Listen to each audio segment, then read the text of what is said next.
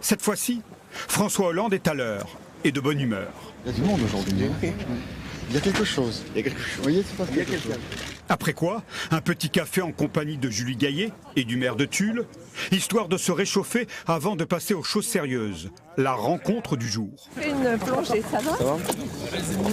Le moment tant attendu, les retrouvailles très médiatisées entre la candidate socialiste et l'ancien chef de l'État qui, il y a encore quelques jours, donnait le sentiment de ne pas trop la soutenir. Mais aujourd'hui, plus aucune ambiguïté, ce sera elle et personne d'autre. C'est seule cette candidate qui peut arriver jusqu'au deuxième tour et qui peut gouverner parce qu'elle a le programme qui le permet.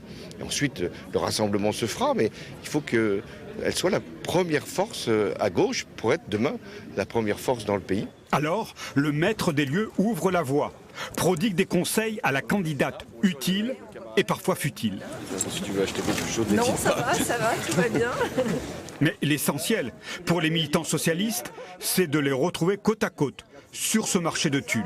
C'est le mois de la transmission en Nouvelle-Aquitaine, donc je crois que c'est le moment de pouvoir donner des conseils, de pouvoir accueillir Anne Hidalgo en Corrèze.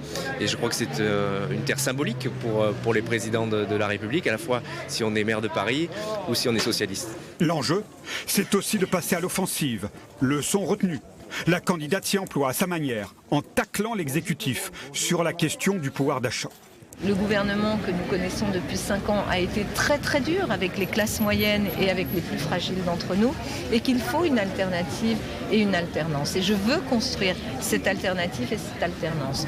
Avant de s'éclipser, François Hollande donne un dernier conseil à la maire de Paris. Ne rien précipiter, avancer avec force. La force tranquille, bien évidemment.